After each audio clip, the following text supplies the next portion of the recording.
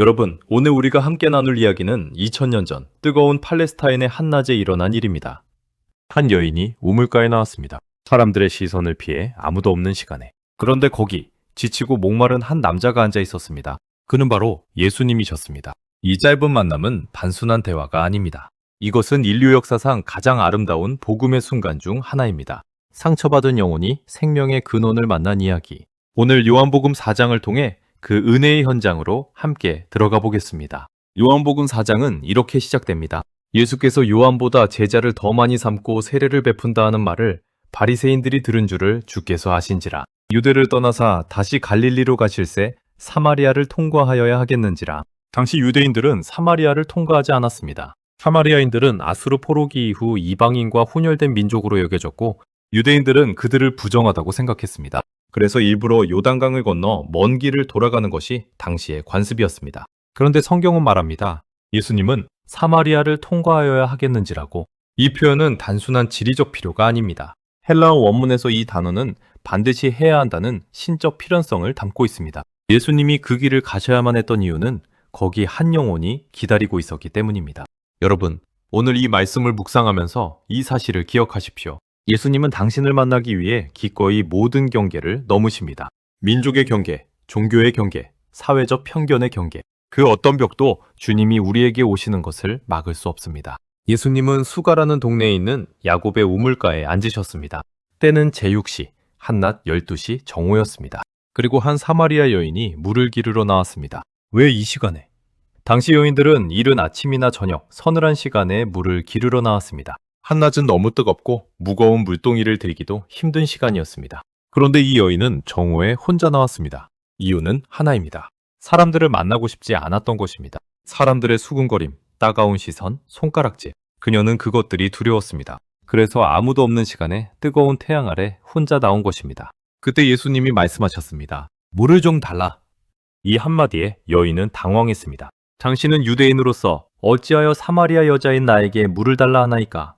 두 가지 장벽이 있었습니다. 첫째는 민족의 장벽. 유대인과 사마리아인은 상종하지 않았습니다. 둘째는 성별의 장벽. 당시 유대 사회에서 남자가 공개적으로 낯선 여자에게 말을 거는 것은 매우 이례적인 일이었습니다. 그러나 예수님은 그 모든 장벽을 무시하셨습니다. 아니, 그 장벽들이 주님 앞에서는 애초에 존재하지 않았습니다. 그리고 예수님은 놀라운 말씀을 하십니다. 네가 만일 하나님의 선물과 또 내게 물 좀 달라 하는 이가 누구인 줄 알았더라면 내가 그에게 구하였을 것이요 그가 생수를 내게 주었으리라. 네가 알았더라면. 이 말씀이 마음에 꽂힙니다. 여인은 눈앞에 누가 계신지 몰랐습니다. 그저 지치고 목마른 한 유대인 남자로 봤습니다. 그런데 그분은 온 우주를 창조하신 하나님의 아들이셨습니다. 생수의 근원이셨습니다. 우리는 어떻습니까? 우리도 매일 예수님과 함께하면서도 그분이 누구이신지 온전히 알지 못할 때가 많습니다. 예배 자리에서, 기도 중에, 말씀 앞에서. 내가 알았더라면 이라는 이 말씀은 오늘 우리에게도 하시는 말씀입니다. 여인은 현실적으로 반응했습니다. 선생님, 물 기를 그릇도 없고 이 우물은 깊은데 어디서 당신이 그 생수를 얻겠사옵나이까? 우리 조상 야곱이 이 우물을 우리에게 주었고. 여인은 물리적인 물 이야기를 하고 있었습니다. 그릇도 없고 우물도 깊은데 어떻게 물을 주겠느냐는 것입니다.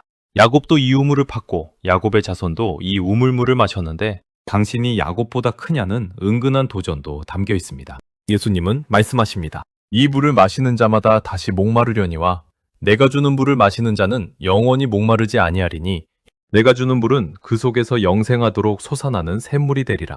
얼마나 놀라운 선언입니까? 이 세상의 모든 물은 마시면 또 목마릅니다. 음식도, 돈도, 명예도, 사랑도. 우리가 이 세상에서 갈증을 채우려고 추구하는 모든 것들은 잠시의 만족을 줄 뿐 반드시 다시 목마름이 찾아옵니다. 그런데 예수님이 주시는 물은 다릅니다. 영원히 목마르지 않습니다. 그 물은 우리 안에서 영생하도록 솟아나는 샘물이 됩니다. 여러분, 지금 어디서 갈증을 채우려 하십니까? 관계에서? 성취에서? 쾌락에서? 그것들이 나쁜 것은 아닙니다. 그러나 그것들은 절대로 영혼의 갈증을 해결해 주지 못합니다. 오직 예수님만이 그 깊은 목마름을 채워주실 수 있습니다. 어거스틴은 이렇게 고백했습니다. 주님, 당신은 우리를 당신을 위해 만드셨습니다. 그러므로 우리 마음은 당신 안에서 안식을 얻기 전까지 쉬지 못합니다. 이것이 인간의 실존입니다. 우리는 하나님을 위해 만들어진 존재이기에 하나님 안에서만 진정한 갈증이 해소됩니다. 여인은 즉시 말했습니다. 주여, 그런 물을 내게 주사 목마르지도 않고 또 여기 물 기르러 오지도 않게 하옵소서. 그녀는 아직 예수님이 말씀하시는 물이 무엇인지 완전히 이해하지 못했습니다. 그러나 뭔가 끌리는 것이 있었습니다. 그 물을 주세요 라고 말하게 되는 것. 이것이 복음의 시작입니다. 그때 예수님이 갑자기 방향을 바꾸십니다. 가서 네 남편을 불러오라. 여인이 대답했습니다. 나는 남편이 없나이다. 예수님이 말씀하셨습니다. 네가 남편이 없다 하는 말이 옳도다. 네가 남편이 5이 있었고 지금 있는 자도 네 남편이 아니니 네 말이 참되도다. 이 순간을 상상해 보십시오. 여인의 심장이 얼마나 쿵 내려앉았겠습니까? 아무에게도 말하지 않은, 아무도 모른다고 생각했던 자신의 가장 깊은 비밀, 5번의 결혼, 그리고 지금도 결혼하지 않은 채 남자와 함께 사는 삶. 왜 그녀는 그런 삶을 살아야 했을까요? 당시 유대법에서 이혼 권한은 남자에게 있었습니다. 5번이나 버려진 여인, 상처 위에 상처가 쌓인 삶, 사람들의 격려를 받으며 스스로도 자신을 경멸하며 살아왔을 그녀. 그 아픔이, 그 수치가 예수님 앞에 드러났습니다. 그런데 놀라운 것은 예수님의 반응입니다. 정죄하지 않으셨습니다. 네가 죄인이구나라고 손가락질하지 않으셨습니다. 그냥 사실을 말씀하셨습니다. 담담하게, 그러나 따뜻하게. 예수님은 우리의 모든 것을 아십니다. 우리가 숨기고 싶은 과거, 지금도 싸우고 있는 죄, 아무에게도 말 못한 상처, 그분은 다 아십니다.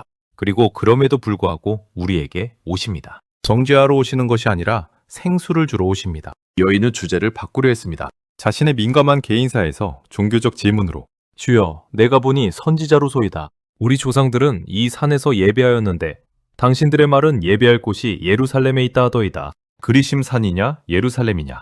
이것은 당시 유대인과 사마리아인 사이에 첨예한 신학적 논쟁이었습니다. 예수님의 대답은 시대를 뛰어넘는 혁명적인 선언이었습니다. 여자여, 내 말을 믿으라. 이 산에서도 말고 예루살렘에서도 말고 너희가 아버지께 예배할 때가 이르리라. 아버지께 참되게 예배하는 자들은 영과 진리로 예배할 때가 오나니 곧 이때라. 아버지께서는 자기에게 이렇게 예배하는 자들을 찾으시느니라. 하나님은 영이시니 예배하는 자가 영과 진리로 예배할지니라. 예수님은 말씀하십니다. 장소의 문제가 아니라고, 그리심도 아니고 예루살렘도 아니라고. 이제 진정한 예배는 영과 진리로 드리는 예배라고. 영으로 드리는 예배는 형식이 아닌 마음에서 우러나오는 예배입니다. 성령의 감동 안에서 드리는 예배입니다. 그리고 진리로 드리는 예배는 말씀 위에 세워진 예배, 예수 그리스도라는 진리 안에서 드리는 예배입니다. 그리고 이 말씀이 심장을 울립니다. 아버지께서는 자기에게 이렇게 예배하는 자들을 찾으시느니라. 하나님이 찾고 계십니다. 예배자를 형식적인 종교 행위가 아니라 영과 진리로 아버지께 나오는 예배자를. 하나님은 오늘도 그런 예배자를 찾고 계십니다. 여러분, 우리의 예배는 어떻습니까? 습관적인 종교 행위가 되어 있지는 않습니까? 아버지 앞에 영혼 깊은 곳에서 나오는 예배를 드리고 계십니까? 이 말씀은 우리 모두에게 예배의 본질을 다시 돌아보게 합니다. 그때 여인이 말했습니다. 메시아 곧 그리스도라 하는 이가 오실 줄을 내가 아노니 그가 오시면 모든 것을 우리에게 알려주시리이다. 사마리아 여인이 메시아를 기다리고 있었습니다. 이 상처받고 버림받은 여인 안에도 하나님을 향한 갈망이 있었습니다. 메시아가 오시면 모든 것이 설명될 것이라는 소망이 있었습니다. 그때 예수님이 요한복음 전체에서 가장 직접적인 메시아 선언을 하십니다. 내게 말하는 내가 그라. I am he, 에고 에이미. 나는 이면자다. 출애굽기에서 하나님이 모세에게 계시하셨던 그 이름. 나는 스스로 있는 자니라. 예수님은 이 사마리아 여인에게, 버림받고 상처받은 이 여인에게 가장 먼저 자신이 메시아임을 선포하셨습니다. 왜 이 여인에게 먼저였을까요? 예수님은 종종 나는 메시아다 라고 공개적으로 말씀하지 않으셨습니다. 그러나 여기서는 직접적으로 명확하게 선언하셨습니다. 이 한 영혼을 위해서. 하나님은 숫자를 보지 않으십니다. 한 영혼을 귀하게 여기십니다. 사회에서 버림받고 소외된 이 여인, 아무도 신경 쓰지 않던 이 여인에게 예수님은 자신의 정체를 드러내셨습니다. 이것이 복음입니다. 이것이 은혜입니다. 이 순간 제자들이 돌아왔습니다. 그들은 예수님이 여자와 이야기하시는 것을 보고 놀랐지만 아무 말도 하지 못했습니다. 그리고 여인은 돌아갔습니다. 그런데 성경이 이 작은 디테일을 기록합니다. 여자가 물동이를 버려두고 동매로 들어가서 물동이를 버려두고 이 여인이 거기 온 이유가 무엇이었습니까? 물을 깃기 위해서였습니다. 그런데 물동이를 버려두고 갔습니다. 이것은 단순한 망각이 아닙니다. 더 이상 그 물동이가 필요 없었습니다. 왜냐하면 영원히 목마르지 않은 생수를 발견했기 때문입니다. 이제 그 물동이보다 훨씬 더 중요한 것이 생겼기 때문입니다. 그리고 그녀가 한 일을 보십시오. 와서 내가 행한 모든 일을 내게 말한 사람을 보라. 이는 그리스도가 아니냐? 불과 몇 분 전만 해도 사람들을 피해 낮에 혼자 나왔던 여인이 이제는 동네 사람들을 향해 달려가서 외칩니다. 와서 보라. 이것이 복음을 만난 사람의 변화입니다. 복음은 수치를 증언으로 바꿉니다. 숨어있던 자를 나아가게 합니다. 가장 아픈 상처가 가장 강력한 간증이 됩니다. 예수님은 그녀의 과거를 들추어 정죄하지 않으셨습니다. 오히려 그분은 그녀의 과거를 복음의 도구로 바꾸셨습니다. 내가 행한 모든 일을 말한 사람을 보라. 그녀는 자신의 부끄러운 역사를 오히려 증거로 사용하고 있습니다. 하나님은 우리의 상처를 버리지 않으십니다. 우리의 약함을 쓰레기통에 버리지 않으십니다. 그 상처와 약함을 오히려 복음을 전하는 가장 강력한 도구로 사용하십니다. 이 만남 중에 제자들이 음식을 가지고 와서 예수님께 드셨습니다. 예수님이 말씀하셨습니다. 나에게는 너희가 알지 못하는 먹을 양식이 있느니라. 제자들은 누가 음식을 갖다 드렸냐고 수군거렸습니다. 예수님이 설명하셨습니다. 나의 양식은 나를 보내신 이의 뜻을 행하며 그의 일을 온전히 이루는 이것이니라. 예수님의 양식, 예수님의 기쁨, 예수님의 에너지는 바로 아버지의 뜻을 이루는 것이었습니다. 한 영혼이 생수를 발견하는 것, 그것이 예수님에게는 음식보다 더 만족스러운 일이었습니다. 그리고 예수님이 말씀하십니다. 눈을 들어 밭을 보라. 희어져 추수하게 되었도다. 여인이 동매로 달려가는 것을 보시면서 하신 말씀입니다. 저 들판을 보라. 이미 추수할 때가 되었다. 기다릴 것 없다. 지금 이 사마리아 땅에서도 이 버림받은 여인을 통해서도 복음의 추수가 이루어지고 있다. 우리 주변에도 추수할 밭이 있습니다. 준비된 영혼들이 있습니다. 우리가 생수를 발견한 자들이라면 그 생수를 나누어야 합니다. 불덩이를 버려두고 달려갔던 그 여인처럼 우리도 복음을 들고 우리의 삶의 자리로 달려가야 합니다. 여인의 증언의 결과는 놀라웠습니다. 그 동네에서 많은 사마리아인이 예수를 믿는지라. 사마리아 사람들이 예수님께 와서 머물기를 청했고 예수님은 이틀을 거기 머무셨습니다. 그리고 더 많은 사람이 믿었습니다. 그들은 여인에게 말했습니다. 이제 우리가 믿는 것은 내 말로 인함이 아니니 이는 우리가 친히 듣고 그가 참으로 세상의 구주신 줄 알미라. 세상의 구주. 이 고백이 여기서 나왔습니다. 유대 땅도 아니고 예루살렘도 아니고 사마리아의 한 동네에서 버림받은 여인의 증언을 통해 시작된 부흥에서 하나님의 방법은 우리의 예상을 넘어섭니다. 가장 작은 자를 통해 가장 소외된 곳에서 가장 큰 역사를 이루십니다. 요한복음 4장을 마무리하면서 이 질문을 드리고 싶습니다. 지금 당신은 어떤 우물가에 서 있습니까? 어쩌면 당신도 사람들의 눈을 피해 한낮에 혼자 나온 그 여인처럼 세상이라는 우물에서 갈증을 채우려 애쓰고 있을지 모릅니다. 관계의 우물, 성공의 우물, 인정의 우물, 마시면 또 목마른 물들. 그러나 오늘 예수님이 그 우물가에 앉아 계십니다.